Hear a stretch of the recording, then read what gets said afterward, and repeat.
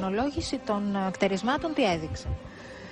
Έδειξε ότι πάνε πάρα πολλά χρόνια πίσω. Μάλιστα υπήρξε και πίεση, αν θυμάμαι καλά, στον κύριο Σπυρόπουλο να αλλάξει τη χρονολογία.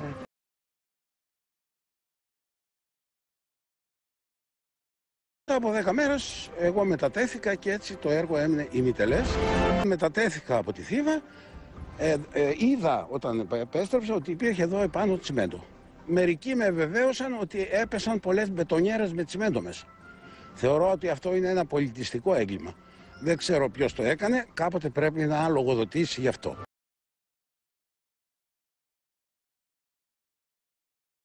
Ένας υπόγειος κόσμος. Έτσι περιγράφουν το εσωτερικό του αμφίου όσοι το έχουν έστω και κατά ένα μέρος εξερευνήσει. Το 1973 ξεκίνησαν οι σχετικές ανασκαφές. Διεκόπησαν αμέσως, ενώ το φρεάτιο που χρησιμοποίησε η ανασκαφική ομάδα για να εισέλθει στο εσωτερικό του αμφίου κλείστηκε με τσιμέντο. Είχε βάθος 20 μέτρα και στο τέρμα του βρέθηκε ένα καταπληκτικό λέγμα από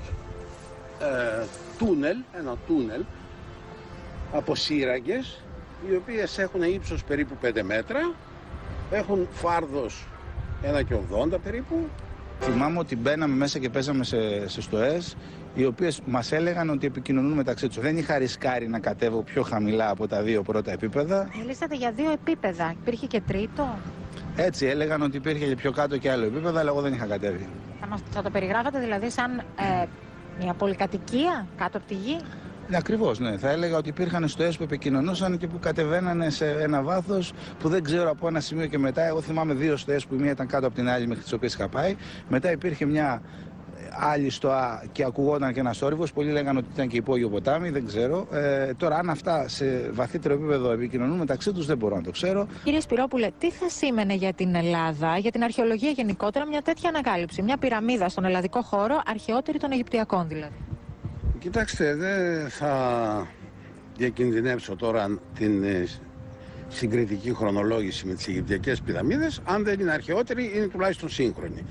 Ξέρετε ότι μέχρι στιγμής αρχαιότερη πυραμίδα στον κόσμο θεωρείται η βαθμιδωτή πυραμίδα του Ζωζέρ στην Αίγυπτο περί το 2600 π.Χ. Στην ίδια περίοδο χρονολογείται και η διαμόρφωση του αμφίου. 7λοφος η Θήβα και ένας από τους λόφους της στο αμφίωνο που βρισκόμαστε.